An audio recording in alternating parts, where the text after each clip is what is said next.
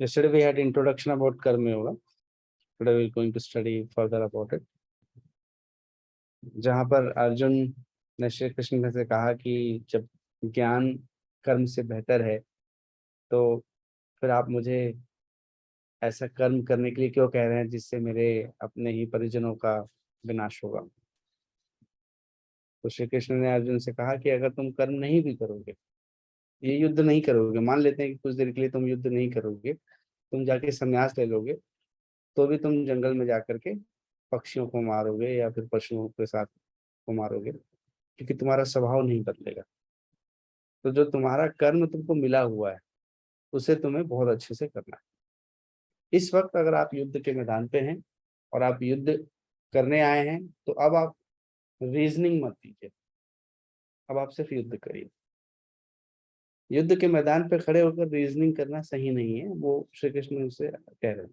अब आप पहुंच गए ना युद्ध के मैदान में, यहाँ पहुंचने से पहले कुछ ना कुछ तो प्रयास हुए होंगे, संधि वार्ता की कोशिश भी की गई कि चलो सेटल डाउन करते हैं किसी भी तरीके से। श्री कृष्ण गए भी थे दुर्योधन के पास और जाने के बाद उनसे परिचर्चा भी की कि भाई कोशिश करते हैं कि, पर उन्होंने माना ही नहीं। वो बोले सुई के नोक के बराबर की जगह भी नहीं दूंगा। जब वो अड़ गए तो फिर अपने स्वाभिमान के लिए लड़ना तो जरूरी है। तो श्री कृष्ण अर्जुन से कह रहे हैं कि भाई अभी आप जो तुम लड़ने आए हो वो अपने स्वाभिमान के लिए लड़ने आए हो। वो कह रहे हो कि भाई हम आपस में एक ही परिवार के सदस्य हैं, हम लोग भाई हैं, पिता अलग अलग, माताएं अलग अलग, पर है तो एक ही परिवार के। तो हम आपसे ये कह रहे हैं कि आप सिर्फ हमें इतना दे दीजिए कि हम अपने जीवन को बेहतर तरीके से जी सके। 5 गांव ही मांग रहे हैं, 5 भाई हैं, एक एक गांव में गुजर बसर कर लेंगे। तो बोले नहीं, ये 5 गांव भी नहीं दे पाएंगे, हम तो सुई के बराबर की नोक की जगह भी नहीं देंगे। तो फिर तो आपको उससे छीनना पड़ेगा, मतलब आपको लड़ना पड़ेगा अपने हक के लिए। अगर सामने वाला, आप एकदम मिनिमम में सेटल डाउन होने को तैयार हो, मतलब पहला आपका प्रयास क्या है, आप मेरे को मिनिमम दे दो, मैं सेटल डाउन हो जाऊंगा, मुझे नहीं चाहिए कुछ। पर सामने वाला बोला मिनिमम भी नहीं दूंगा आप, तो फिर क्या करोगे आप? फिर तो हक के लिए रहना पड़ेगा, फिर तो आप पूरा ही चाहिए भाई। तो अब अर्जुन ने को श्री कृष्ण ने कहा कि भाई हम इस परिस्थिति में यहाँ लड़ने आए और यहाँ आप अपने परिजन, मेरे भाई, मेरे गुरु और ये सब बातें आप कर रहे हो। तो आपको बता दूं मैं अर्जुन कि कोई भी व्यक्ति किसी भी क्षण के लिए एक्शनलेस या कर्महीन नहीं रह सकता, उसको हमेशा कर्म करते रहना पड़ता है। और इसलिए आप अगर अपने कर्मों को छोड़ देंगे तो आप खुश नहीं रह पाएंगे।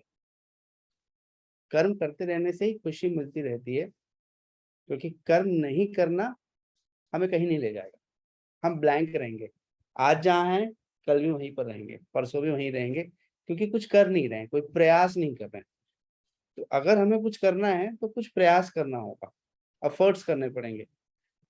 मनुष्य की आधी लाइफ तो एफर्ट्स में निकल जाती है, ट्रायल्स में निकल जाती है, ट्रायल और एरर्स में निकल जाती है। गलतियां करता है फिर आगे बढ़ता है, गलतियां करता है फिर आगे बढ़ता है। तो सबसे पहले तो ये समझना है कि हमारे कर्म जो है हमारे गुणों से प्रभावित है। हमारे अंदर 3 तरह के गुण होते हैं, तामसिक, राजसिक और सात्विक। तो तामसिक कर्म होता है, उसका मतलब ये होता है कि बिना सोचे समझे काम को करना। तामसिक कर्म का अर्थ है बिना सोचे समझे, उसकी टेक्निकल इश्यूज को समझे बिना आप काम को करना चाह रहे हैं।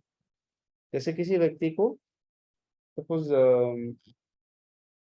बस चलाना नहीं आता और वो स्कूल में जाके आवेदन दे देता है कि ये जो ड्राइवर के लिए, तो ये जो कर्म वो करने वाला है, उसको स्कूल की बस चलाना आती नहीं और उसने आवेदन क्या दिया है, बस का ड्राइवर। तो जब वो बस की ड्राइवरिंग सीट पे बैठेगा और उसको आता नहीं है वो काम, तो क्या करने वाला है वो?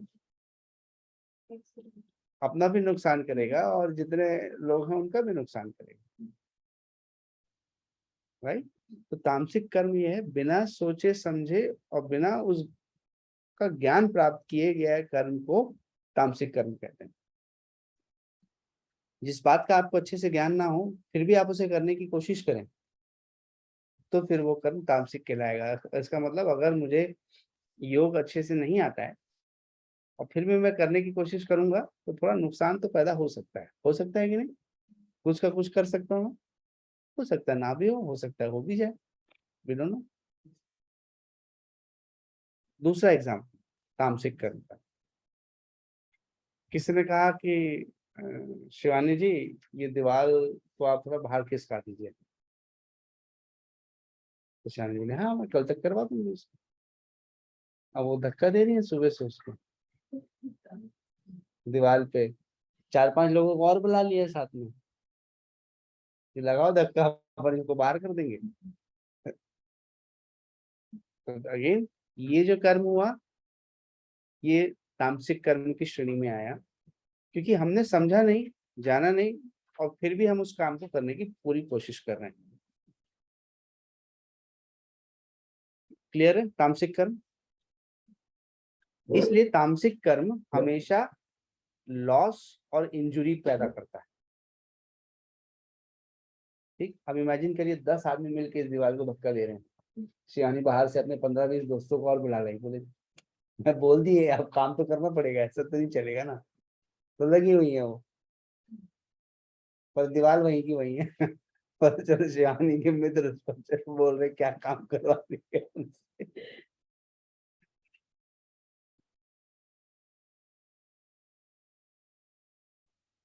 अब आते हैं राजसिक कर्म। राजसिक कर्म का मतलब होता है action which is done for 3 things: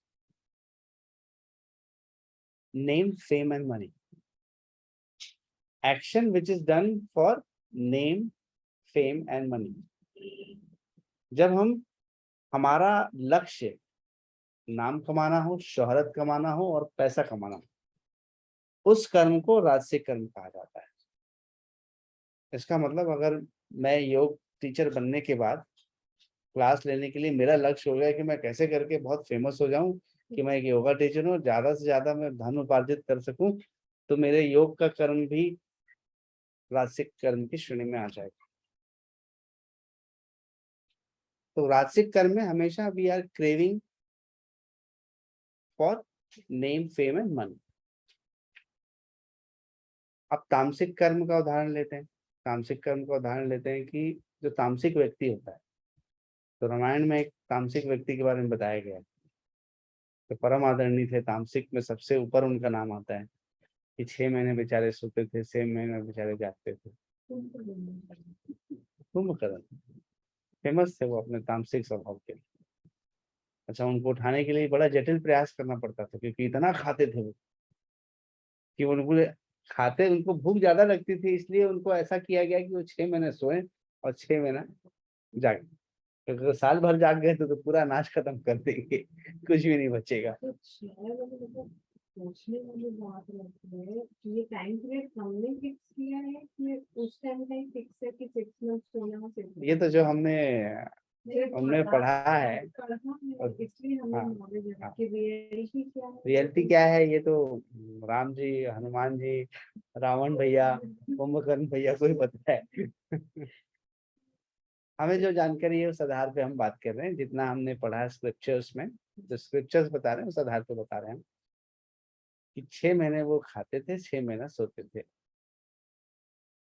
तो ऐसे व्यक्ति में जो कुछ काम नहीं करना चाहता, उसमें पावर ऑफ लेजीनेस होती है। लेजीनेस में भी पावर है। ऐसा पावर अपनी जगह से हिलेगा नहीं। चाहे कुछ भी कर लो, वो अपनी जगह में बैठे बैठे सारा दुनिया का काम कर लेगा। और रजस का मतलब होता है टू शाइन। टू शाइन, चमक, चमकेंगे आप। ऐसे लोग जो होते हैं वो गो गेटर्स होते हैं। गो गेटर्स, इनकी लाइफ का सबसे बड़ा हिस्सा होता है कि इनकी प्लानिंग अच्छी होती है, एग्जीक्यूशन भी अच्छा होता है और रिजल्ट भी अच्छा होता है। तो इनकी planning, execution and result all are nice. But यहाँ पर चूंकि डिजायर नेम, फेम और मनी का है, तो ग्रेट अचीवमेंट्स तो मिलती हैं, बट बहुत ज्यादा स्ट्रेस इन्वॉल्व होता है। Perfection always requires lot of stress. तो इनको नेम फेम मनी मिलता है because they are good planners, they are good executors and of course they get good results also, but in turn they also get a lot of stress, anxiety, and they get ill. Bangalore के एक सज्जन हैं जो chief minister SM. Krishna के दामाद हुआ करते थे, N Siddharth. आप लोग ऐसे नहीं जानते उनको, पर मैं एक फॉर्म का नाम लूंगा तो आप लोग उनको जान जाएंगे। कैफे कॉफी डे को आप सभी जानते हैं, तो मैं ऐसा बोलूंगा तो आप बहुत अच्छे से समझेंगे। तो उसके जो संस्थापक हैं कैफे कॉफी डे के, एन सिद्धार्थ, उन्होंने all over world cafe coffee day को एस्टेब्लिश किया। बट जब उनकी उम्र 56-60 के आसपास थी तो उनको अपनी लाइफ फेलियर लग रही थी। He was feeling that my life is a big failure.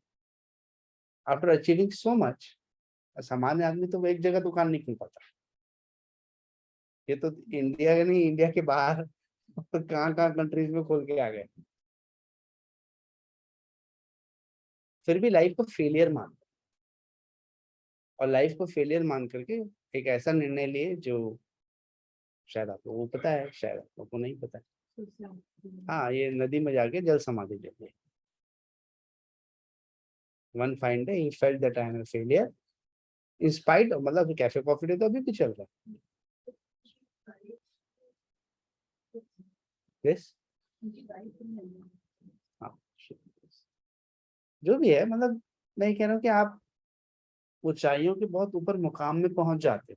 राजसिक कर्म में था कि आप चाहते थे कि मैं एक ऐसा फॉर्म, वो किसी देश में बैठे हुए कहीं बियर पीते हुए उनके दिमाग में ये आया कि लोग ऐसे शहरों में बड़े आसानी से बैठ करके अल्कोहलिक ड्रिंक्स पीते हैं, तो क्यों ना मैं कुछ ऐसा तैयार करूं जो इंडिया में आसानी से हो सके।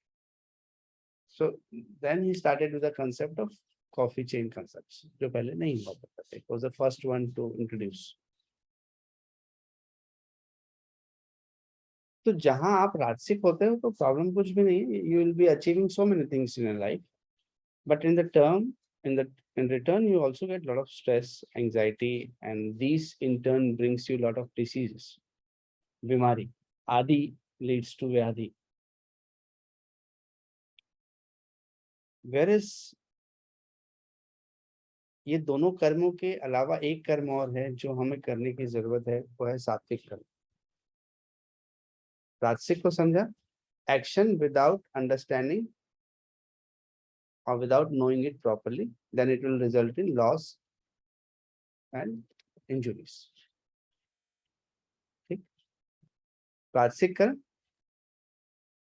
done with desire for name, fame and money। Clear? But they get success, but they get stress also in return। अब हम आते हैं सात्विक कर्म की। सात्विक कर्म का मतलब होता है action which is done without love और hatred for the action and it is free from attachment. Action done without love और हेट्रेड फॉर द एक्शन। मतलब हम इस लाइन को बहुत इंपॉर्टेंटली समझ लीजिए, क्योंकि ये कह रहा है कि कर्म क्या है ये महत्वपूर्ण नहीं है, आप कर्म को कैसे करते हैं ये महत्वपूर्ण है। आई स्पेसिफाई, कर्म क्या है ये महत्वपूर्ण नहीं है, कर्म को कैसे करते हैं ये महत्वपूर्ण है। जो हमने कल एक उदाहरण दिया था कि अगर हमें झाड़ू लगाने का मौका मिले तो मैं झाड़ू कैसे लगाऊं, पूरे मन से लगाऊंगा या सिर्फ निपटाने के लिए। अपना घर है तो हो सकता है थोड़ा मन ज्यादा लग जाए, और किसी के घर में लगाने की जरूरत पड़ जाए तो हाँ, बिना मन। खुशी कभी झाड़ू लगाए हो आप? एक दो बार घर पर बस।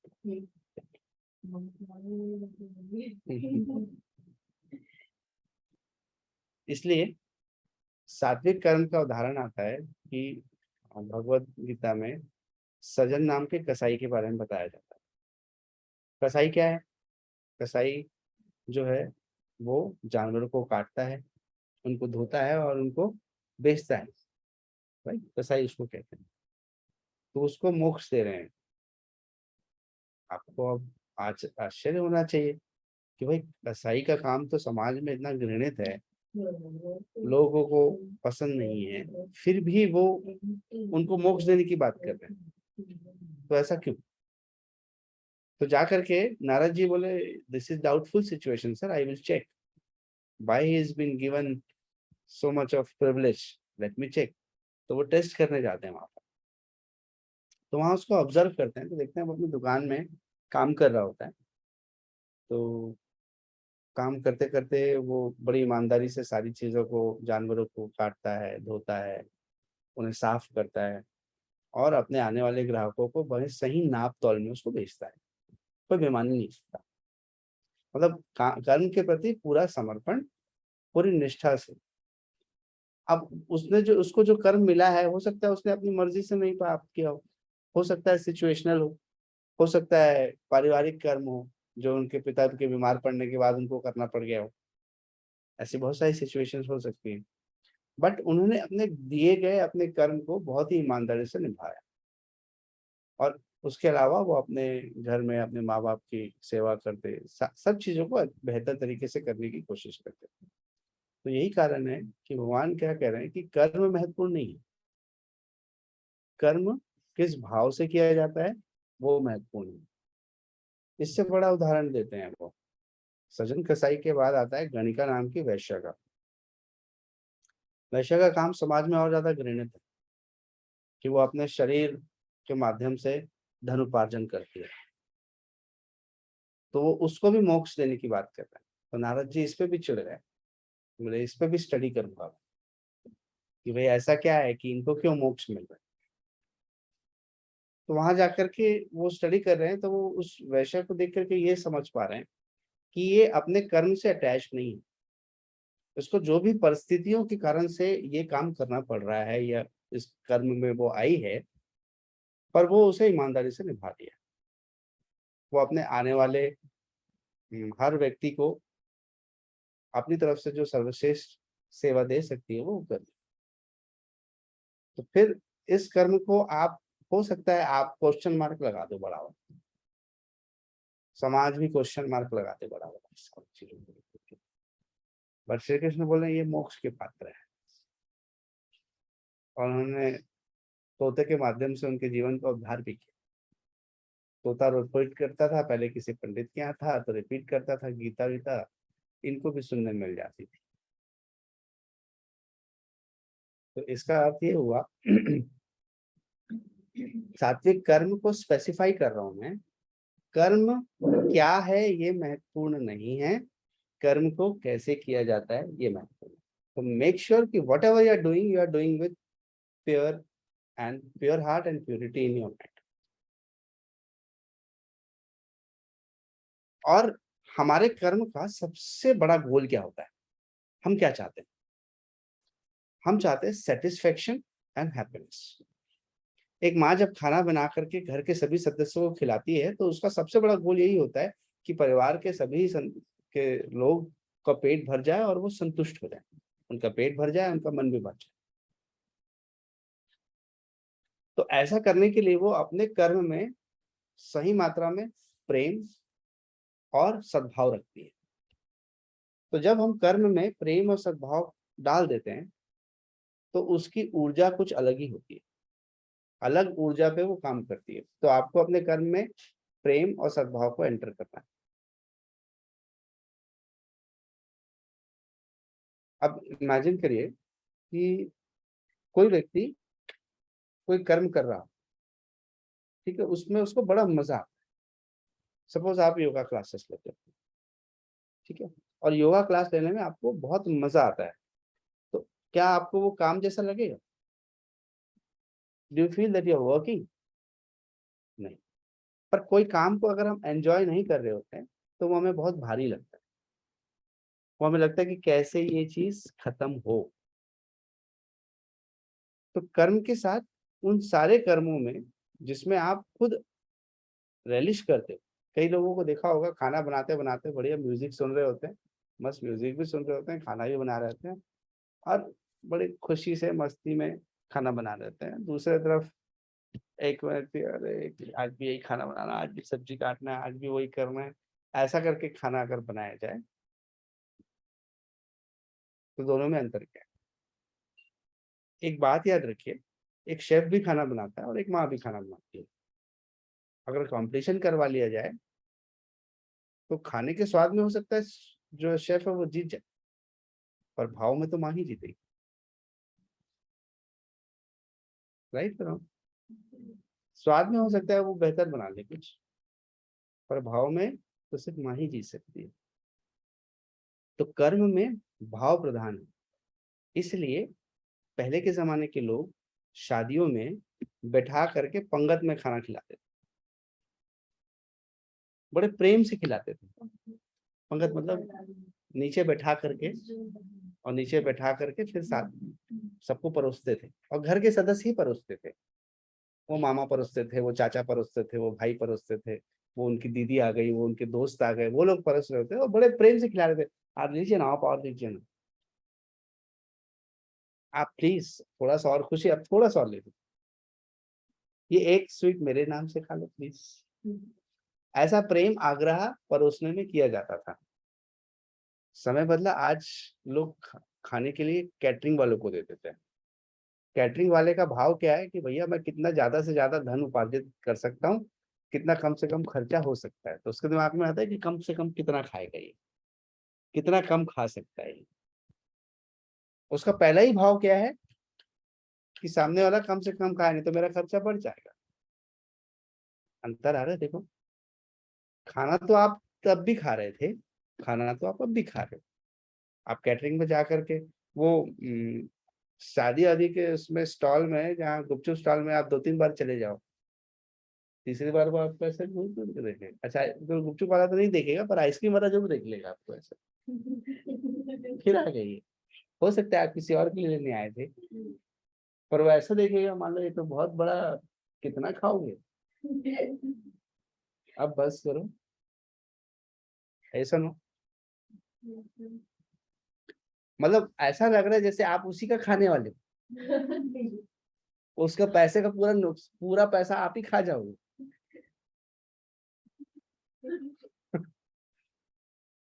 और क्या भाव से खिला रहा है आपको? मतलब एक आइसक्रीम देने के बाद बोल रहा है वेट करो, अभी दूसरे को दूंगा फिर दूंगा आपको। नहीं, मैं मजाक नहीं, बहुत ऐसी बात बोल रहा हूँ जो समाज में है, एकदम दिख रही है। और ऐसी चीज को खाने के बाद आपको क्या संतुष्टि होगी? आई डोंट थिंक कि आप संतुष्ट हो सकते हो। मैंने तो देखा है लोग शादियों से खाना खा के आते हैं, घर में फिर खाते हैं क्योंकि मन संतुष्टि नहीं होता उनका। क्यों? इसलिए हमने तो नियम बनाया, शादी में खाएंगे।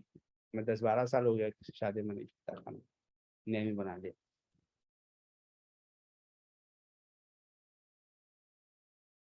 तो जहाँ प्रेम नहीं, वहां भोजन नहीं। जब दुर्योधन के पास श्री कृष्ण गए संधि वार्ता के लिए, तो उन्होंने बोला कि मेरे राजमहल में रुको, खाने पीने की व्यवस्था करता हूँ। अभी तो आप दूध बन के आए हो, तो कोई बात नहीं, रह जाओ यहीं पर। तो वहां नहीं रुके, वो विदुर के जाके घर में जाके रहते हैं और वहां पर सूखा रोटी सब्जी खाते हैं। मतलब राजमहल के खाने को छोड़ करके वो सूखी रोटी सब्जी खाना पसंद करते हैं, क्योंकि उनको मालूम है कि वहाँ सूखी रोटी सब्जी में भी प्रेम है, और यहाँ पर इसमें भी प्रेम नहीं है, भाव गलत है। तो भोजन हमेशा भाव से जुड़ा हुआ है। पर क्या करें, आप सामाजिक परिवेश इतना बदल गया है कि हम लोग नीचे बैठ के खाना खाते नहीं, खड़े होके खाना खाते हैं। इवन इंडियन साइंस में तो खड़े होके खाना खाने को गलत ही माना गया है, बट शादी ब्याह में खड़े होके खाते रहते हैं हम लोग। अच्छा, सब जानते हैं फिर भी वो इस स्टॉल से उस स्टॉल में ट्रेवल करते रहते हैं, हाथ में प्लेट लेकर के मस्त।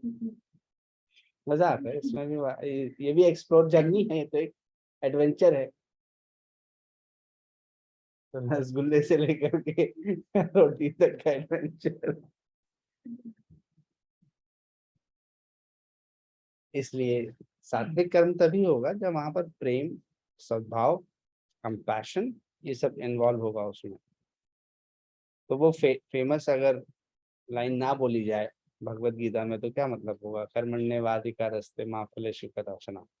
माँ कर्मफल हेतुर्भूर्म मातेव संगोत्सव तेज कर्मणि। इसका मतलब मनुष्य सिर्फ और सिर्फ अपना कर्म करो और ये भूल जाओ कि तुम्हें क्या मिलेगा, क्योंकि हो सकता है तुम अभी फल देख रहे हो और मैंने आप लोगों को बताया था कि आप जब जब किसी को योगा सिखाओगे और उनका जीवन बेहतर होगा, उसका फायदा मुझे मिलेगा। मैंने कर्म आज किया, क्या तारीख है आज?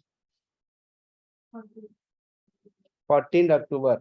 हो सकता है आप 14 अक्टूबर 2050 में किसी को फायदा पहुंचा रहे हो, अगर तो उसका भी, उस समय भी आप जो कर्म करोगे उसका बेनिफिट मुझे मिलेगा। ओ माय गॉड सर, हम तो कर्म नहीं करेंगे सर। आपको बेनिफिट मिल जाएगा सर इसका तो।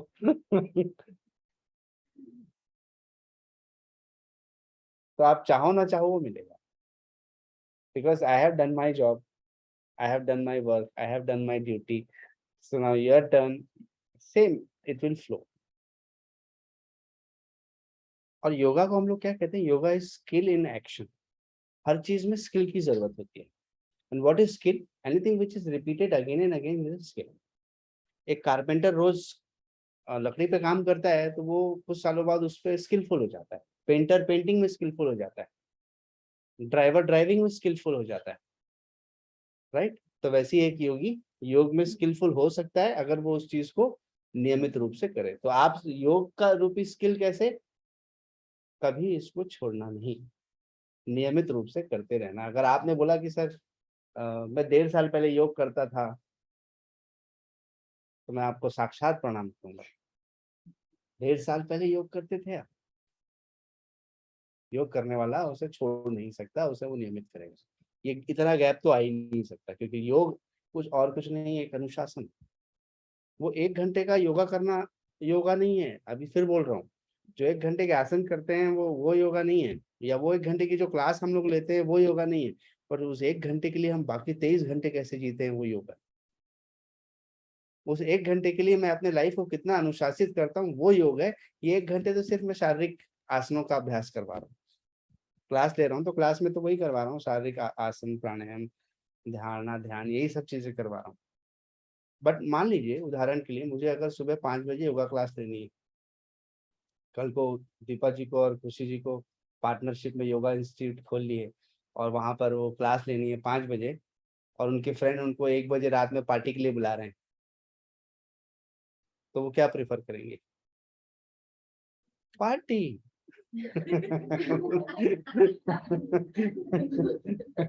नहीं सर, सुबह कैसे उठेंगे फिर?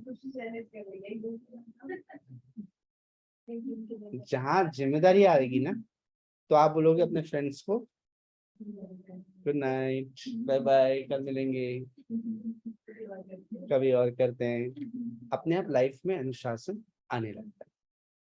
तो अब आप समय से सोओगे, क्योंकि आपको समय से उठ के अपने कर्म को करना। तो वो 1 घंटे का कर्म कर्म नहीं, उस 1 घंटे के कारण से 23 घंटे में जो जीने वाला हूँ वो योग है। इसलिए इस भ्रम में मत रहना कि ये जो मैं आप 1 घंटा करते हो 5 से 6 शाम को, वो योग है। अभी जो 23 घंटे आप जियोगे वो योग है। योग अनुशासन है। योग कैसा अनुशासन है? मैं इस समय के लिए पाबंद हो जाता हूँ। देखो जिम में कोई भी व्यक्ति जाता है ना, तो वहाँ समय की कई बार पाबंदी नहीं होती। कई जिमों में होती है, कई जिमों में नहीं होती।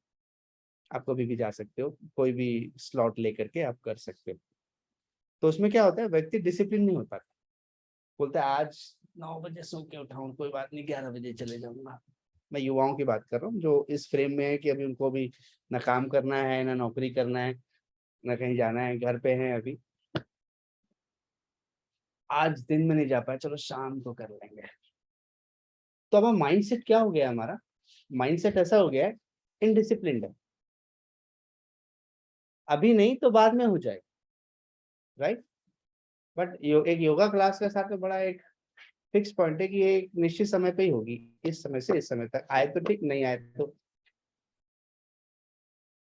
प्रणाम। नहीं आए तो कुछ नहीं होगा, आपको उसका दोबारा वो नहीं मिलना। तो आपको अपने आप नहीं चाहते हुए भी डिसिप्लिन होना पड़ेगा। तो फिर से ये 1 घंटे का योगा आपकी बाकी लाइफ को भी डिसिप्लिन कर रहा है। अब वो क्या कर रहे हैं? उसको पता है कि इतने बजे उठना पड़ेगा, तो वो टाइम से उठेगा, टाइम से क्लास करेगा, क्योंकि वो मिस नहीं करना चाहेगा। जिसको वो नशा लग जाता है ना, एक बार योग करने में जो नशा आता है ना, वो लग जाता है, तो फिर वो उसको छोड़ना नहीं चाहेगा। जब तक नशा नहीं लगा है तब तक तो आप कभी भी छोड़ोगे, कभी भी करोगे। एक बार नशा लग गया तो फिर आप आदी हो जाओगे उसके। तो लाइफ में लोग क्या क्या नशा पालते हैं? चाय, coffee, smoking, alcohol, sweets, sugars, drugs. तो हम तो आपको बोल रहे हैं पॉजिटिव नशा पाल लो। योगा करने में क्या बुराई? तो do your work with skill, relaxed and unattached mind. अपने काम को ऐसा करो कि आपको भी एकदम रिलैक्स होकर करना पड़े, नहीं तो आप ही स्ट्रेस में। तो don't do your work in anxiety, always do your work in a skillful way. और स्किलफुल तभी आप होगे जब आप किसी काम को नियमित करते हो ना, तो आपको एंजाइटी नहीं होगी, क्योंकि आपको पता है कि किस सिचुएशन में कैसे उसे मैनेज करना। जैसे हम मान लीजिए क्लास लेते आए हैं, तो हमें एक चीज का अंदाज है कि किस क्लाइमेट में कैसा चेंज करना है, क्योंकि हम सालों से हर क्लाइमेट का पता है कि ठंड आएगी तो क्या चेंजेस करने पड़ेंगे, विंटर्स में बॉडी में कैसे हम कैसी तरह की प्रैक्टिस लोगों को बेहतर फील कराएगी, समर्स आएगा तो कैसे तरह की प्रैक्टिस बेहतर फील कराएगी, बरसात में क्या कराना है, बरसात से जब विंटर में ट्रांजिट कर रहे हैं तब कैसे करना है। तो वो हमारे पास स्किल क्या होती है, करते करते आ जाती है। अब सालों से वो कर रहे हैं तो हमें पता है कि इस मौसम में ऐसा कराना है, इस दिन ऐसा जाना, इस दिन ऐसा जाना है। तो you have automatic setup in your mind, वो अपने आप सेटअप बन जाएगा। मतलब तुरंत एक फ्रेम बन जाता है आपका कि ऐसा काम होना है, आपको एक नक्शा मिल जाएगा। आप पता है, आप जब योगा क्लास लेने बैठोगे ना, तो अगर आप नक्शा डिजाइन करके नहीं भी गए हो कि मैं क्या कराने वाला हूँ, तो क्लास के स्टार्टिंग के 10 मिनट के अंदर आपके अंदर एक नक्शा बन जाए, और आपको पता नहीं चलेगी, एक अदृश्य शक्ति आपके अंदर ऐसे प्रवेश करेगी और आपको बोलते जाएगी ये करो, वो करो, वैसा करो, ये करो, वो करो, आपको बताते रहती है इसके बाद ये करो। आपने लिया ना क्लासेस, पता है ना आपको, होता है ये, अपने आप अंदर से एक आवाज आने लगती है। आपको लग रहा होगा कि मैं सर ऐसे ही बोल रहे हैं, नहीं, आप लोग जब करोगे तो इस बात को समझ जाओ। और इतनी ज्यादा एनर्जी वर्क करती है, मैं आपको बताता हूँ। हमारे यहाँ पर हम लोग 3 लेवल पे क्लासेस ले रहे थे। एक क्लास चल रही थी इसके ऊपर वाले फ्लोर पर जो ऑनलाइन क्लास थी, एक सेकंड फ्लोर पे हो रही थी, और एक जहाँ आप लोग करते हो वहां हो रही थी। इन तीनों क्लास की जब रिकॉर्डिंग देखी गई तो तीनों अलग अलग टीचर्स अलग अलग जगह पे करवा रहे हैं, पर इसमें 80% समानता है। हर दिन की क्लास में 80% की समानता है, जो एक दूसरे को नहीं देख रहे हैं, पर प्रैक्टिस वॉज सिमिलर। मतलब आप इस चीज को कैसे एक्सप्लेन करोगे? ये तो हमने एक क्रॉस स्टडी किया, हमने ऑनलाइन क्लास को देखा, वो क्लासेस हमारे पास रिकॉर्डेड रहती हैं, हमें रिकॉर्ड होती है क्लासेस, तो हमें पता चलता है। मैंने बस क्रॉस चेक वंडर्स। ऊपर वाली क्लास में पार्श्व थाना सुन रहा है तो वहां भी पार्श्व थाना सुन रहा है, उधर भी पार्श्व थाना सुन रहा है। Can explain that energy? Not possible. सारे टीचर्स कनेक्ट होकर अपना काम कर रहे हैं, पर तीनों अपना अलग अलग काम कर रहे हैं, तीनों में कोई सिमिलरिटी नहीं, तीनों की क्लास में कोई सिमिलरिटी नहीं, 20% का डिफरेंस है, 80% से। तो इतना पावरफुल एनर्जी का प्रोसेस है योगा।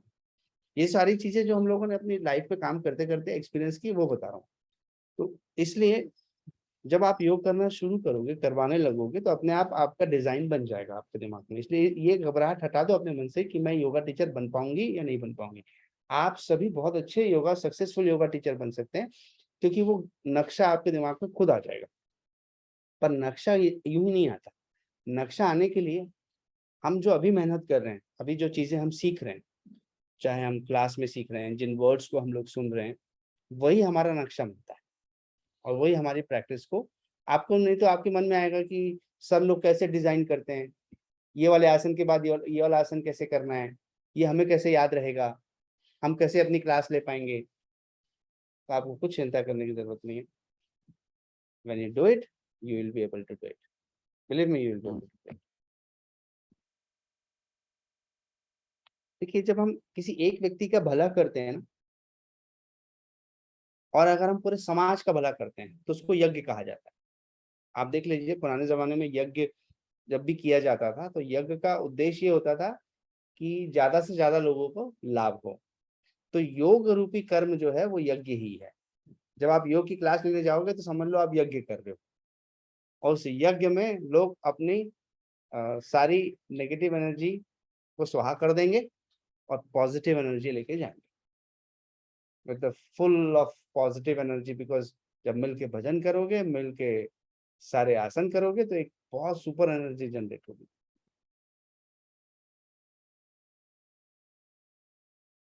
अब एक चीज जो आपको क्वेश्चन में आ सकती है कि what is difference between action and inaction. Lights camera action. तो जब कर्म मुझे बोझ लगे तो वो एक्शन है, और जब कर्म को मैं एंजॉय कर रहा हूं तो वो कर्म मेरे लिए कर्म है ही नहीं, वो इनएक्शन है। मुझे पता ही नहीं चलेगा कि मैंने 1 घंटे कर्म किया है, क्योंकि मेरे लिए वो कर्म नहीं है, मैं उसे एंजॉय करता हूँ। तो जब भी कर्म करें उस कर्म से जुड़े रह करके उस जगह पर रहते हुए कर्म करना हमारे लिए रिक्वायरमेंट है। ड्यूटी और एथिक्स, ड्यूटी और एथिक्स में आप ड्यूटी को फॉलो करोगे कि एथिक्स को फॉलो करोगे, ये आपको कई बार आपके जीवन में क्वेश्चन मार्क आएगा। जैसे उदाहरण के लिए आपकी ड्यूटी है बीमार माँ बाप की सेवा करना, ठीक, और एथिक्स है कि आप पैसा गलत तरीके से ना लाएं, किसी को नुकसान पहुंचा के ना लाएं, ठीक है। तो पर एक चोर जो है वो आपको पैसा देता है, एक चोर चोरी करके आपको पैसा देता है। तो अब आप बताइए कि कितना एथिकल है और कितना ड्यूटीपूर्ण है, क्या सही है। चोर ने पैसा दिया, उससे आपके माँ बाप की बीमारी का इलाज होने वाला है, तो आप वो चोर से पैसा लेकर के इलाज करोगे या नहीं करोगे, अपनी ड्यूटी पूरी करोगे। You will go unethically to duty और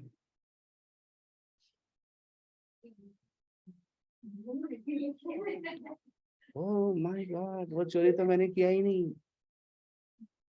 मुझे तो पैसे चाहिए। तभी तो मेरे बराबरी के हकदार होंगे ना फिर तो। जब वालिया नाम का डाकू भैया जा रहे थे, वालिया डाकू जब जा रहे थे तो उनको पहले नारद जी मिले तो उन्होंने अपनी उठाई तो देखा बहुत सारे आभूषण पहने हुए थे, थोड़े से पसंद आ गए उनको, तो कुल्हाड़ी उठाई, बोले चुपचाप निकाल के दे दो, तो बोले ले लो भैया। तो नारद जी को देख करके उनको बड़ा आश्चर्य हुआ, क्योंकि उन्होंने आज तक 2 ही तरह के लोग देखे थे कि जब वो किसी पर हमला करते तो या तो वो भाग जाते या तो फिर लड़ने की कोशिश करते। तो ये भैया कोई रिएक्ट ही नहीं कर रहे हैं, मुस्कुरा रहे हैं। तो ये बोले ये डिफरेंट है। तो पूछे भाई आप हैं कौन और आप रिएक्ट क्यों नहीं किए। तो हो सकता है आपको मार देता, फिर छीन लेता, मेरे को तो चाहिए, मैं तो ले लूंगा। तो ये वालिया डाकू जो है वो अपना एक्शन कर, बोले आप क्यों कर रहे हो ये सब। बोले मैं अपने परिवार का भरण पोषण करने के लिए कर रहा हूँ, मैं उनको अच्छा जीवन देना चाहता हूँ, इसलिए मैं चोरी करता हूँ, इसलिए मैं डाका डालता हूँ। तो बोले इसका मतलब जो कर्म आप कर रहे हो उसका जो पाप हो रहा है उसके भागीदारी वो भी उठाएंगे ना, उनको भी उस चीज का भागीदारी होंगे कि आप जो भी बुरा कर्म कर रहे हो तो उसका फर्म, मान लीजिए जो भी इसका दुख भोगना पड़ेगा आपको इस कर्म का, किसी को आप मार रहे हो, किसी के साथ आप गलत कर रहे हो, तो एक बार अपने परिवार वालों से पूछ के आओ क्या वो लोग इसको शेयर करेंगे क्या। तो जाके पूछते हैं पिताजी माताजी भाई बहनों से कि मैं गलत काम कर रहा हूँ, इससे मुझे ये नुकसान होगा, आप लोग शेयर करोगे क्या। तो बोलते हैं हम लोग क्यों क्या शेयर करेंगे, तुम कर रहे हो तुम भुगतो। वाह, ये कोई बात है। बेचारे को इतना दुख हुआ, इतना दुख हुआ कि वालिया डाकू से वो वाल्मीकि बन गए।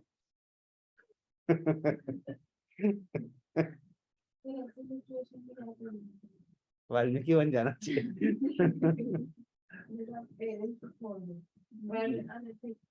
पेरेंट्स को छोड़ने की बात नहीं कर रहे हैं, कर्म कर्म को छोड़ दो भाई। पेरेंट्स को मतलब आप नहीं actually बात ही नहीं पड़ी आप। और option भी है कि बोल सकते हो कि पैसे दे दीजिए। फिर वहाँ पे लास्ट का कॉल इंजरी करवा ऑप्शन सही हो। वो पैसे चोरी चोरी की वो पैसे क्यों देगा पैसे ये भी नहीं, एक चोर पे देखिए, चोर में मदद करना चाहता है ना, बोले ज्यादा पैसा हो गया तो क्या करूं, मदद कर देता हूँ। मतलब अपनी चोरी करनी है प्लस कलम भी करना है। हाँ, कलम भी आगे कि पुण्य हाँ, भी कमाना है। चोरी भी करनी है। अब ये ड्यूटी और ये इसलिए तो क्वेश्चन पूछा आपसे कि अगर आप ऐसी सिचुएशन में फंस गए कि एक तरफ ड्यूटी है और एक तरफ एथिक्स है, तो आप क्या करोगे? ड्यूटी करोगे या एथिक्स फॉलो करोगे?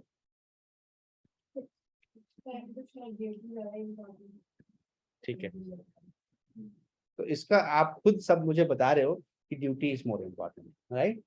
तो इसलिए कर्म ज्यादा इम्पोर्टेंट है कि उस समय क्या परिस्थिति है, और उस इसलिए कई कर्मों में हमें झूठ भी बोलना पड़ जाता है, जो कि अनएथिकल, गलत है।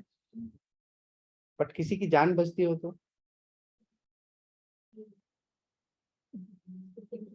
Wrong is always wrong. जैसे अभी पहले बताया इंटेंशंस मैटर करते हैं।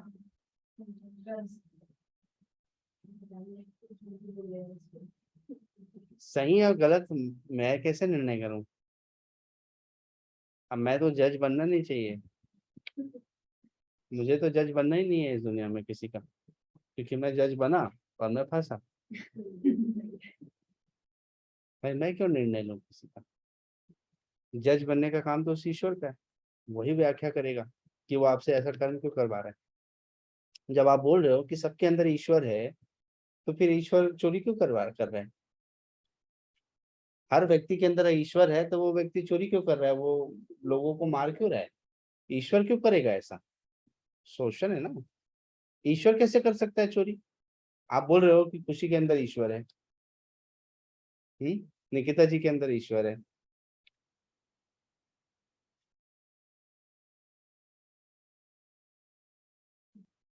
तो सबके अंदर अगर ईश्वर है तो वो कोई गलत काम क्यों कर रहा है? Why why they are doing it? परिस्थिति, सिचुएशंस ऐसी बन रही लाइफ में, ठीक है। तो अब आपको मैं मूल फैक्ट ये बताता हूँ कि कोई भी सिचुएशन आपके कंट्रोल में नहीं है, ठीक। You don't know what will happen next. तो उस परिस्थिति में आप, इसलिए पूरी लाइफ सस्पेंस है, क्या आप सोचोगे ये भी आपके हाथ में नहीं है। कुल मिला के हम लोग एक किरदार हैं, ऊपर बैठा डायरेक्टर हमको बोल रहा है काम करो, वो दिखता नहीं है। मूवी जब देखते हो तो मूवी में सारे किरदार दिखाई देते हैं, डायरेक्टर कहीं दिखता नहीं, प्रोड्यूसर कहीं दिखता नहीं। और सारे लोग किसको देख रहे होते हैं? उन किरदारों को देख रहे होते हैं, और किरदार जो है वो सिर्फ अपना पात्र निभा रहे होते हैं, और उनको कोई और नचा रहा होता है, उनको कोई और बोल रहा होता है कि लाइट्स कैमरा एक्शन। मनुष्य भी ऐसा ही है, वो सिर्फ किरदार है, पर वो उस किरदार को ही अपने आप मान ले, तभी उसको दुख होता है। तो कर्म जब करें तो सही और गलत की व्याख्या नहीं है, क्योंकि आपके लिए सही हो सकता है, किसी के लिए गलत, और आपका गलत हो सकता है किसी के लिए सही। जैसे कोई व्यक्ति आप पर हमला करता है, तो आप अपने जान के बचाव में उसको, वो आपसे गलती से वो मर जाता है, बहुत बड़ा काम कर दिया आपको। आपने किसी की अगर जान ले ली, तो क्या आपने सोच समझ के किया कि आज तो मैं प्लानिंग करके आई हूँ? तो सोच समझ के तो किया नहीं। जैसी परिस्थिति, अब ये परिस्थिति बनी और इसलिए सिचुएशन हुई। ये सब दृश्य मूवीज होगा में क्या दिखाया उन्होंने? परिस्थिति बनी और सिचुएशन हो गई। अब वो चाहते नहीं थे, पर बचना तो पड़ेगा। उनको पता है दे आर रॉन्ग, पहली में भी रॉन्ग थे और दूसरे दूसरे में तो और कारनामा है उनका, तो उनको पता है कि है, बट उनके कर्म को आप लोगों ने गलत माना कि सही माना? मुझे बस इतना बताओ। अजय देवगन ने जो भी एक्शन लिया, या मलयालम मूवी में उन लोगों ने जो एक्शन लिया, उसको आपने सही माना या गलत माना? सिंपल सी बात है, सिचुएशन के हिसाब से एक्ट करो। इस लाइफ को जीने का एक ही तरीका है there is no rule book in this world to live a life. Rule book कुछ नहीं है, सिचुएशन के हिसाब से चीजों को फॉलो करो। हाँ, कुछ रूल्स हैं जो आपको बताए गए हैं, उन रूल्स को आपको फॉलो करना है। बताए गए हैं कि ये एथिक्स है, चोरी नहीं करनी है, झूठ नहीं बोलना है, ये एथिक्स है। अब हरिश्चंद्र भैया जो हैं, सच बोलूंगा करके तो फिर डूब ही गए पूरा। सब खाली हाथ निकले घर से, कुछ भी नहीं बचा उनके पास।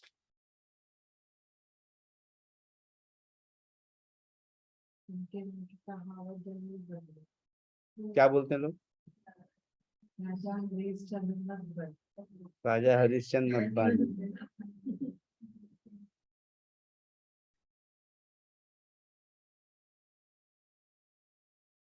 जब ये जो पांडव लोग इनका द्रौपदी का स्वयंवर हो रहा था, तो राजा द्रुपद के यहाँ जब वो गए, तो ये लोग बेसिकली उस समय अज्ञातवास में थे, तो छुप करके चल रहे थे।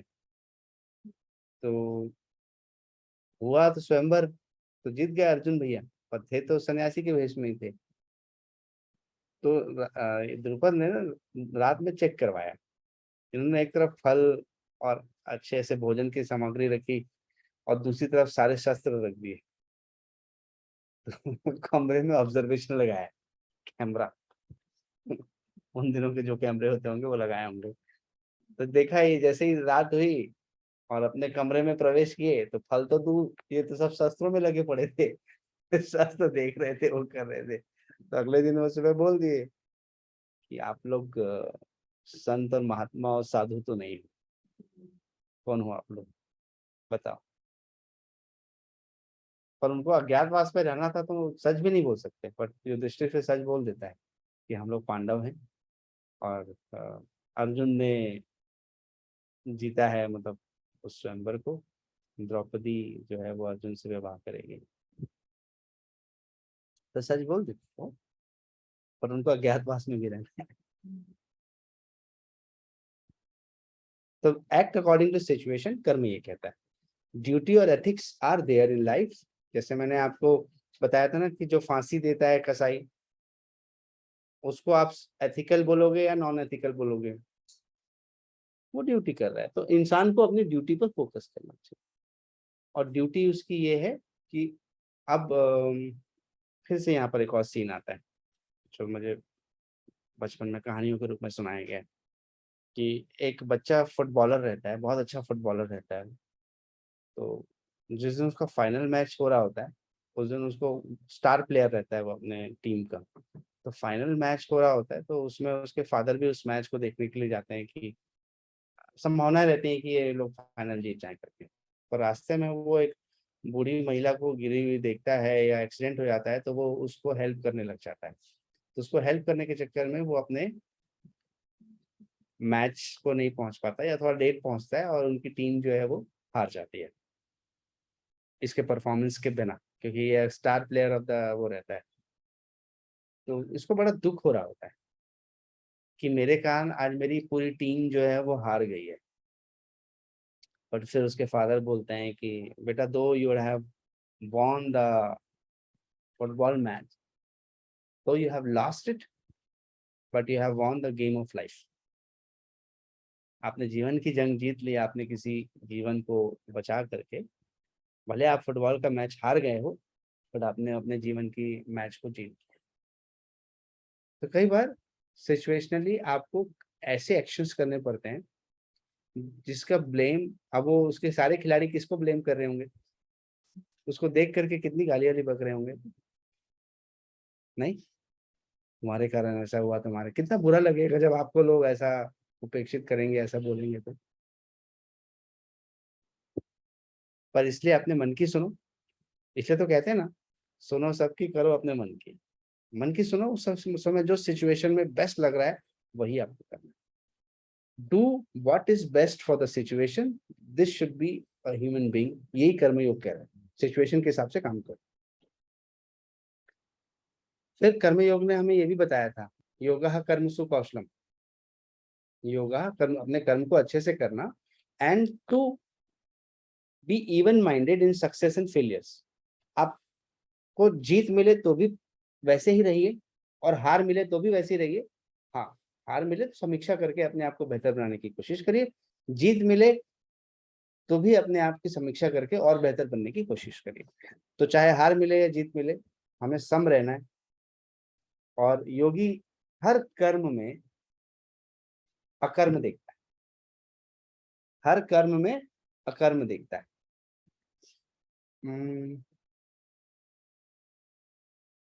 उदाहरण के लिए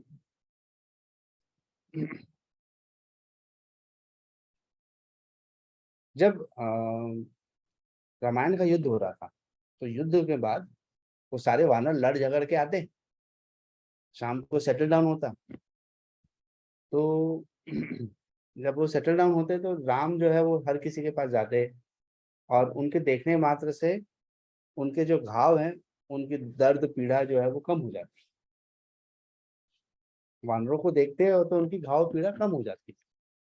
तो मान लीजिए कोई आप और हमारे युग का कोई बुद्धिमान व्यक्ति राम की उस वो आंखों का फोटो लेकर रख लेता कि बोले ऐसा देखते हैं तो लोगों को फायदा हो जाता, तो मैं यहाँ लगा के रखूंगा 2 आंखें, पेशेंट आया दिखा दूंगा, देख ठीक, नेक्स्ट। मतलब मेरा काम आंखों से चल रहा है, मैं तो यहाँ बैठा हुआ हूँ, आओ देखो जाओ। आज से पता है ना, कर्म में भाव महत्वपूर्ण है।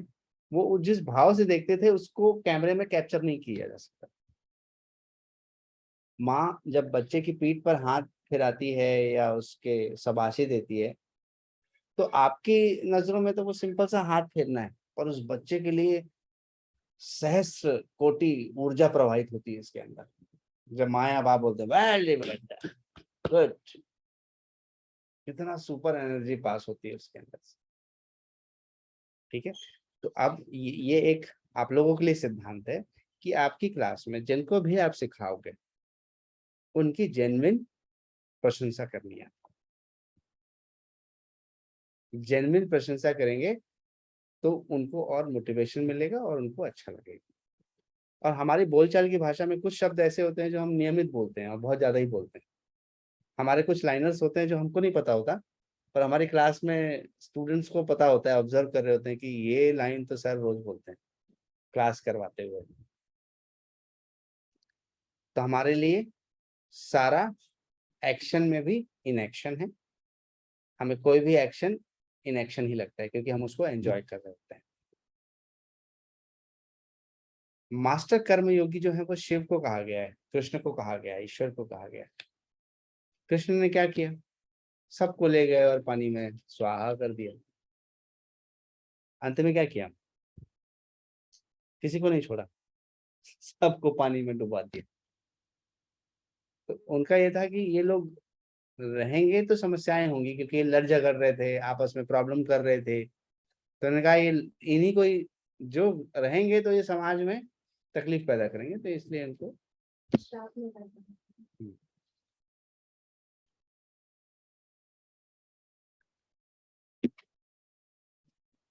तो अब हम कर्म करेंगे तो हमें फल मिलेगा, और जब तक फल मिलेगा तो मैं मोक्ष नहीं प्राप्त कर पाऊंगा। राइट और रॉन्ग? मैंने बताया था, बैंक के उदाहरण दिया था मैंने। बैंक अकाउंट खोला हूं, तो अगर मेरा लोन लिया हुआ है तो भी बैंक वाले अकाउंट बंद नहीं करेंगे, और मेरा पैसा अगर लाखों में जमा है तो भी वो लोग बंद नहीं करेंगे। डॉर्मेंट कर सकते हैं, केवाईसी एक्शन कर सकते हैं, बट उसको बंद नहीं कर सकते। तो इसका मतलब मेरे कर्मों का दोनों खाता बनता है। मेरे नेगेटिव कर्मों का ऋण खाता बनता है, और मेरे पॉजिटिव कर्मों का धन खाता बनता है। तो धन और ऋण, बाद में इसका बैलेंस निकल के जो बचता है उसके आधार पर आपको अगला जीवन मिलता है।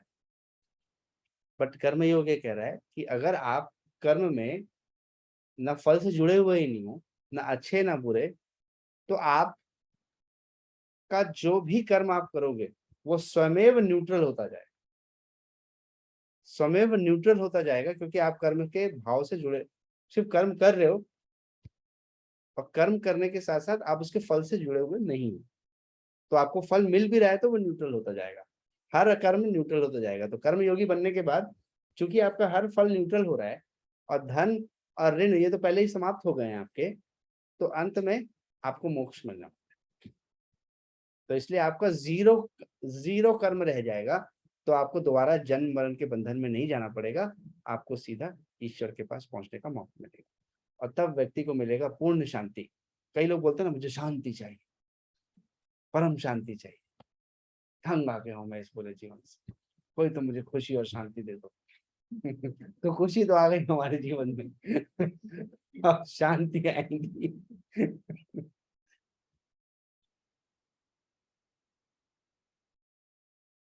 तो जैसे एक नदी समुद्र से मिलती है तो नदी कहाँ रह जाती है, वो भी समुद्र बन जाती है। तो वैसे ही मनुष्य जब ईश्वर से मिलेगा तो वो मनुष्य कहाँ रह जाएगा, वो ईश्वरीय बन जाएगा। और यही है निष्काम में स्थिति, यही है भगवत गीता का मूल, यही है कर्म योगा का मूल। Thank you.